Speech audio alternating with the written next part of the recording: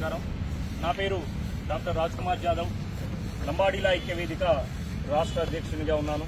మరి ఈరోజు తెలంగాణ రాష్ట్రంలో మరియు భారతదేశంలో ఉన్నటువంటి 17 కోట్ల బంజారాలు, మరి అదేవిధంగా తెలంగాణ రాష్ట్రంలో ఉన్నటువంటి 40 లక్షలకు పైచిలుకు ఉన్నటువంటి లంబాడీల ఆరాధ్య దైవం, మార్గదర్శకుడు, మహావీర్ సంత్ శ్రీ సేవలాల్ మహారాజ్ వారి యొక్క 286వ జయంతి ఉత్సవాలు ప్రారంభోత్సవాలను ఈరోజు ఉస్మానియా యూనివర్సిటీ ఆర్ట్స్ కళాశాల వేదికగా ప్రారంభించడం జరిగింది. మరి ఏదైతే తెలంగాణ రాష్ట్రంలో ఎటు చూసినా లంబాడీలకు పెద్దపీట వేయాలని, వేస్తామని ప్రభుత్వాలు పలుమార్లు చెప్తూనే ఉన్నాయి.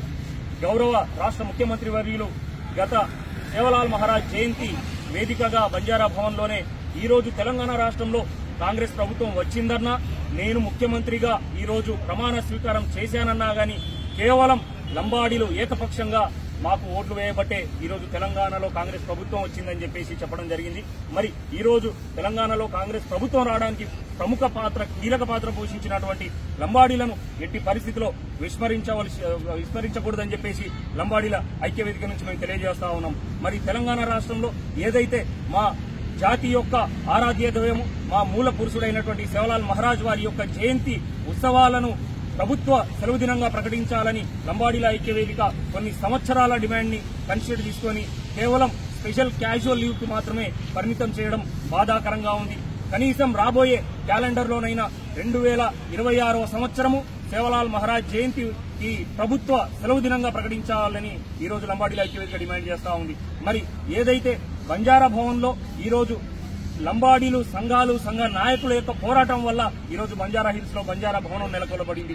ఈరోజు మాలాంటి నాయకులు కావచ్చు, మా ఉస్మానియా విద్యార్థులు కావచ్చు, ఎటు చూసినా వారి పోరాట ఫలితం వల్లనే బంజారా హిల్స్ లో బంజారా భవనం ఈరోజు నెలకొల్పబడింది. మరి అదేవిధంగా మా పోరాట ఫలితం వల్లనే ఈరోజు తెలంగాణలో సేవలాల్ మహారాజ్ జయంతి అధికారికంగా నిర్వహించబడతా ఉంది. మరి అటువంటి అధికారికంగా నిర్వహించబడుతున్నటువంటి సేవలాల్ మహారాజ్ జయంతిని కేవలం పార్టీ నాయకులు, కాంగ్రెస్ పార్టీలో ఉన్నటువంటి అధికారులు అలా పరిమితం చేయకుండా జాతి నాయకులను, ఈరోజు ఉస్మానియా విద్యార్థులు కావచ్చు, కుల సంఘ నాయకులను కూడా ప్రాధాన్యత ఇచ్చి ఆ రోజు వారికి కూడా ఆహ్వానం పలకాలని చెప్పేసి రాష్ట్ర ప్రభుత్వాన్ని మేము తెలియజేస్తా ఉన్నాం. లేని పక్షాన రాబోయే రోజుల్లో ఏదైతే కేవలం తెలంగాణ ప్రభుత్వ అధికారులు, లేదంటే కాంగ్రెస్ పార్టీలు, లేదంటే ఇంకో పార్టీ రాబోయే రోజుల్లో పార్టీ నాయకులకే సేవలాల్ మహారాజ్ జయంతిని పరిమితం చేస్తే తట్టి పరిస్థితిలో అడ్డుకుంటామని చెప్పేసి కూడా తెలంగాణ లంబాడీల ఐక్యవేదిక నుంచి హెచ్చరిస్తూ, మరి రాబోయే రోజుల్లో ఏదైతే తెలంగాణ రాష్ట్ర ప్రభుత్వం కేవలం 2 కోట్లకే ఈరోజు నిధులను బడ్జెట్ ని పరిమితం చేయడం జరిగింది. తెలంగాణ రాష్ట్రంలో 12,000కు పైచిలుకు తండాలున్నాయి. మరి ఇదే విధంగా రాష్ట్రాలు, జిల్లాలు, మండలాలు ఇటువంటి అనేక ప్రాంతాలలో సేవలాల్ మహారాజ్ జయంతి ఉత్సవాలు ఈరోజు జరుగుతా ఉన్నాయి. మరి 2 కోట్లు మనం చూస్తున్నట్లయితే ఎటు చూసినా 20-30 వేల కంటే రాదు. కాబట్టి తెలంగాణ రాష్ట్ర ప్రభుత్వం ప్రత్యేక చొరవ తీసుకుని గౌరవ ముఖ్యమంత్రి వర్యులు ఉమ్మడి జిల్లాకు ₹1 చొప్పున 10 కోట్ల రూపాయల నిధులను విడుదల చేస్తూ తెలంగాణ రాష్ట్రంలో ప్రత్యేక సాంస్కృతి సాంప్రదాయాలు వన్నే కలిగినటువంటి లంబాడీల యొక్క వేషధారణను పరిరక్షించడంలో భాగంగా ప్రతి ఒక్క ఇంటికి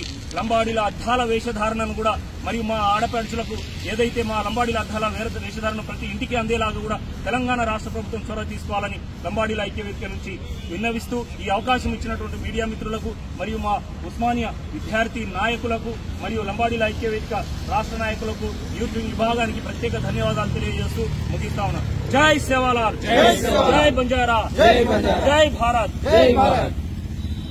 286వ శ్రీ